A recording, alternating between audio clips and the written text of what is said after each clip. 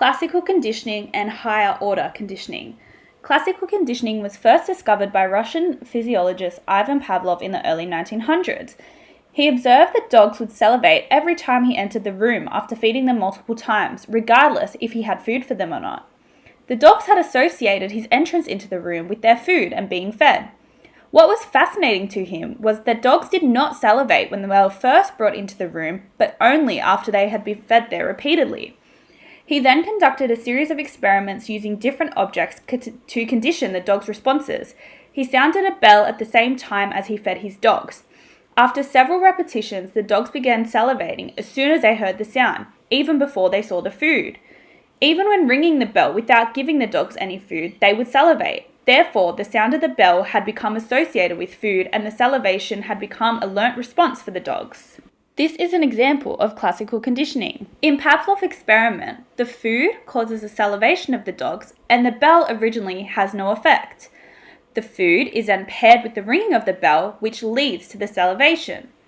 The food is then removed, and there is now an acquisition of association to the bell, which was once the neutral stimulus, but now turns into a new concept called the conditioned stimulus. This is a conditioned response from the salivating of the dogs. In this example, the unconditioned stimulus is a chocolate wrapper ruffling, the unconditioned response is the hand out waiting for food, and the neutral stimulus is sneezing. Chocolate. Chocolate.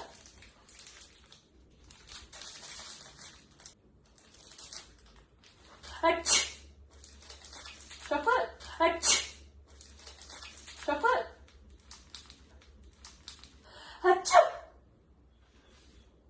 As you could see in that example just shown, the unconditioned stimulus was a chocolate wrapper ruffling that caused the unconditioned response of the hand being out, and the sneezing had no effect. Once the chocolate wrapper was removed, there was now an acquisition of association to the sneezing, which was once a neutral stimulus, but then turned into the conditioned stimulus.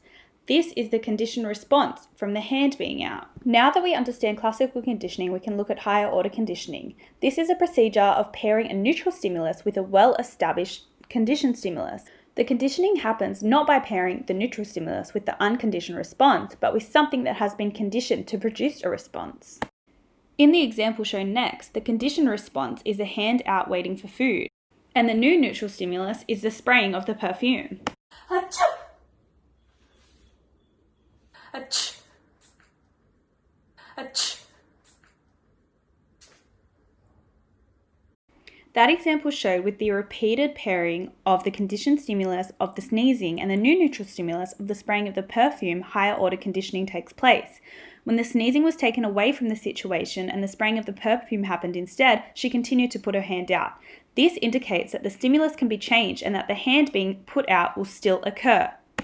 And that is an example of higher order conditioning.